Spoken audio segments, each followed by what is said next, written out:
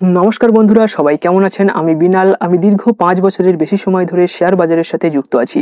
আজকের এই ভিডিওতে আমরা আলোচনা করব গ্রোর আইপিও নিয়ে। এই গ্রোর আইপিওর ভিতরে কিন্তু অনেকেই ইনভেস্টমেন্ট করতে চাইছেন বা অ্যাপ্লাই করতে চাইছেন কিন্তু বুঝে উঠতে পারছেন না যে এর ভিতরে অ্যাপ্লাই করাটা ঠিক হবে কিনা। তো আজকের এই ভিডিওটা দেখার পর আশা করি আপনার সমস্ত ডাউট ক্লিয়ার হয়ে যাবে। দেখুন আইপিওর ভিতরে যখন আমরা অ্যাপ্লাই করি সেক্ষেত্রে কিন্তু বেসিক্যালি কোম্পানির যে ফান্ডামেন্টাল ডেটা রয়েছে সেটার উপরে ডিপেন্ড করেই কিন্তু আইপিওতে অ্যাপ্লাই করা হয়। এখানে কিন্তু কোনো ধরনের টেকনিক্যাল চার্ট বা টেকনিক্যাল কিছুই নেই। যখন স্টকটি মার্কেটে এসে ট্রেড করা শুরু করবে তারপরে কিন্তু টেকনিক্যাল চার্ট তৈরি হবে এবং তখন কিন্তু আপনি চার্ট অনুযায়ী সেখানে ট্রেডিং বা ইনভেস্টমেন্ট করতে পারবেন। তো আজকের এই ভিডিওতে আমরা যেটা জানবো গ্রো কোম্পানির সমস্ত ফান্ডামেন্টাল ডেটা নিয়ে আমরা আলোচনা করব। গ্রো কোম্পানি আসলে কি করে, এদের মোড অফ বিজনেস কি, এদের প্রফিট লস লাস্ট ইয়ারগুলোতে কেমন হয়েছে, এদের স্টকের যে প্রাইসটা বা শেয়ারের যে প্রাইসটা রাখা হয়েছে সেই প্রাইসটা ওভার ভ্যালুড নাকি আন্ডার ভ্যালুড সবকিছু কিন্তু আজকের এই ভিডিওতে আমরা ইন ডিটেলসে আলোচনা করব। তো আসুন দেরি না করে আজকের এই ভিডিওটি আমরা শুরু করি। তো প্রথমে আমরা যেটা নিয়ে আলোচনা করব সেটা হচ্ছে দেখুন এখানে গ্রোর আইপিও ডিটেলসটা নিয়ে একবার সংক্ষেপে আমরা আলোচনা করে নেব, তারপর কিন্তু পুরোপুরি কোম্পানির যে সমস্ত ডেটা রয়েছে সেগুলো নিয়ে আমরা আলোচনা করব। দেখুন এখানে বিডিং ডেট মানে আপনি যদি অ্যাপ্লাই করতে চান সেক্ষেত্রে আপনার 4 তারিখ থেকে 7 তারিখের ভিতরে কিন্তু এখানে অ্যাপ্লাই করতে হবে। তো এখানে সেটা দিয়ে দিয়েছে 7 তারিখের পর কিন্তু এটা ক্লোজিং হয়ে যাবে। আপনি যদি আজও অ্যাপ্লাই করতে চান সেক্ষেত্রেও কিন্তু আপনি অ্যাপ্লাই করতে পারবেন। দেখুন এখানে মিনিমাম ইনভেস্টমেন্ট দেখাচ্ছে 14,250 টাকা, বাট আপনি যদি আজকে এখানে অ্যাপ্লাই করতে চান সেক্ষেত্রে কিন্তু আপনাকে 15,000 টাকা পেমেন্ট করতে হবে। দেখুন এখানে কেন 15,000 টাকা পেমেন্ট করতে হবে সেটা একবার বুঝে নিন। এখানে লট সাইজ রয়েছে 150 এবং প্রাইস রেঞ্জ দেখা রয়েছে 95 থেকে 100। তো এখানে 100 টাকা প্রাইস ধরা হয়েছে এবং 150টা লট সাইজ মানে 150টা শেয়ার, মানে 150টা শেয়ার আপনাকে দেওয়া হবে।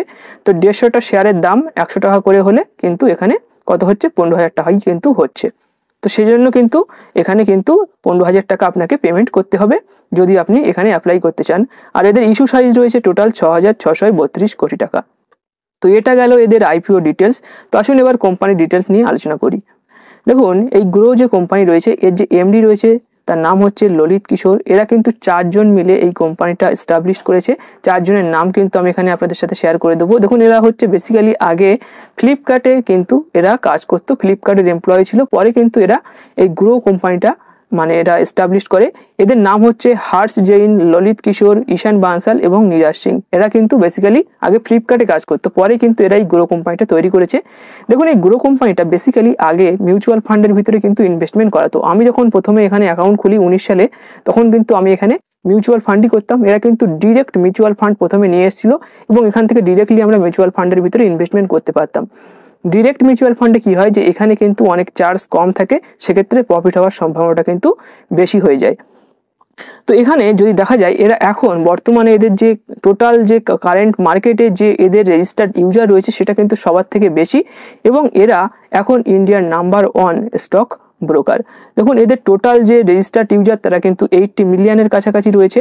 এখানে 8 কোটির কাছাকাছি কিন্তু এদের ইউজার রয়েছে এবং এদের মান্থলি অ্যাক্টিভ ক্লায়েন্ট 11.9 মিলিয়ন কিন্তু এদের এখানে অ্যাজ পার সেপ্টেম্বর 2025 হিসাবে যে ডেটাটা রয়েছে সেই হিসাবে কিন্তু 11.9 মানে 12 মিলিয়নের কাছাকাছি কিন্তু এদের মান্থলি অ্যাক্টিভ ইউজারও কিন্তু এখানে রয়েছে। তো আসুন এবার এদের বিজনেস মডেলটা সম্পর্কে একবার জেনে নিই। দেখুন এই গ্রো অ্যাপসের ভিতরে আপনি বিভিন্নভাবে এদের অ্যাপসকে ইউজ করতে পারেন, মানে বিভিন্ন মাল্টিপল সেকশন কিন্তু এর ভিতরে করা রয়েছে। যেমন এখানে কিন্তু আপনি স্টকের ভিতরে ইনভেস্টমেন্ট করতে পারবেন, মিউচুয়াল ফান্ডের ভিতরে ইনভেস্টমেন্ট করতে পারবেন, ইটিএফ মানে এক্সচেঞ্জ ট্রেডেড ফান্ড মানে বাস্কেট বাইং যেগুলো হয় সেখানে কিন্তু আপনি করতে পারবেন, F&Oতে ট্রেড করতে পারবেন, আপনি এখানে আইপিওতে ইনভেস্টমেন্ট করতে পারবেন, ডিজিটাল গোল্ড বন্ড এবং এমনকি ইউএস এর স্টকের ভিতরেও কিন্তু আপনি এই গ্রোর থ্রুতে ইনভেস্টমেন্ট করতে পারবেন। তো এটা হচ্ছে কিন্তু এদের ফার্স্ট একটা প্লাস পয়েন্ট এবং সব থেকে গুরুত্বপূর্ণ একটা দিক।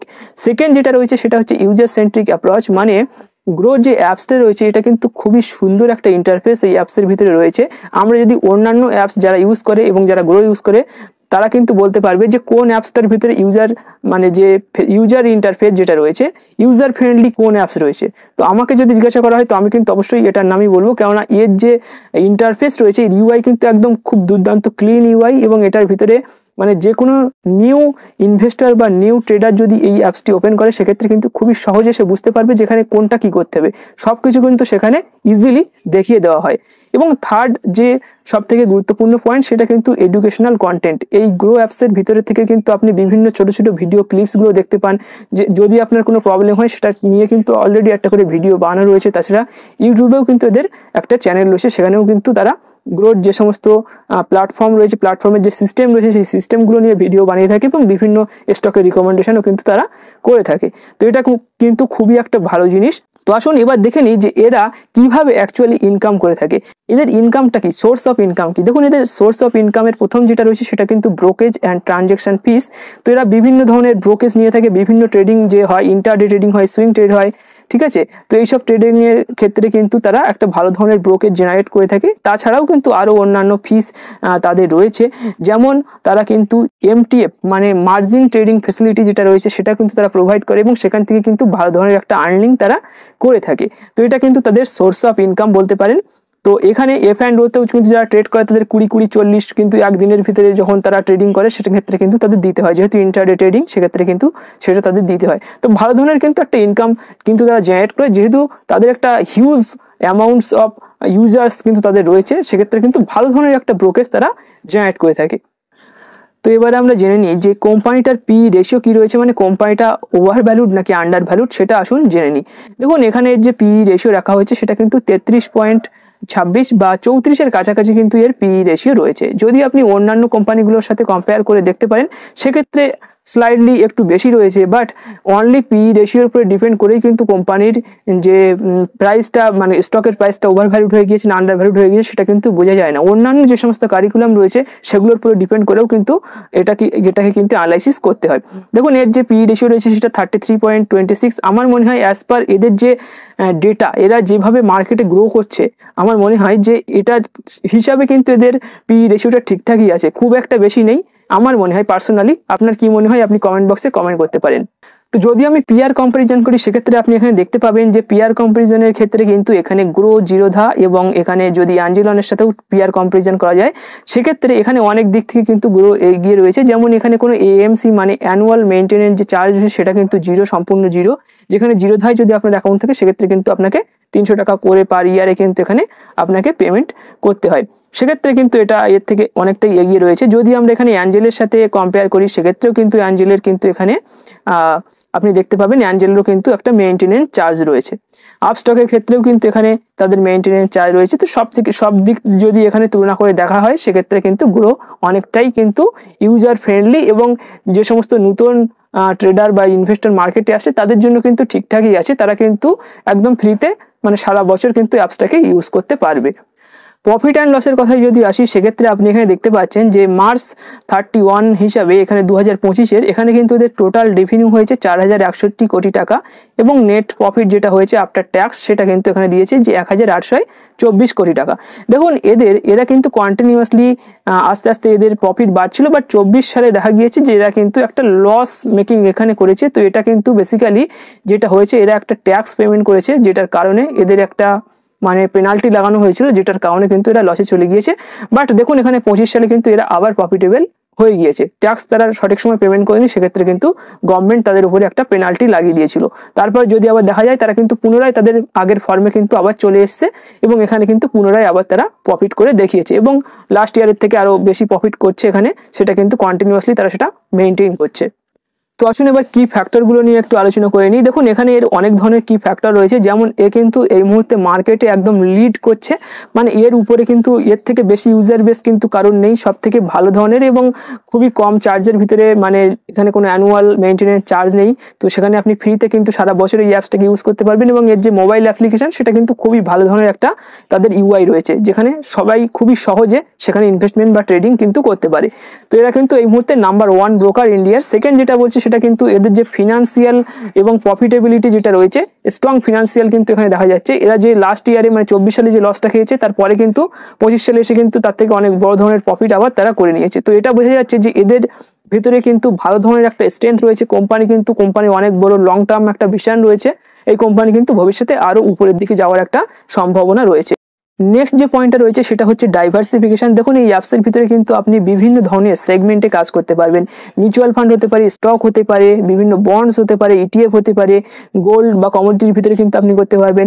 মানে সব জায়গায় কিন্তু এই একটি অ্যাপসের ভিতরেই কিন্তু আপনি করতে পারবেন। তো এটা কিন্তু একটা ভালো ধরনের একটা প্লাস পয়েন্ট।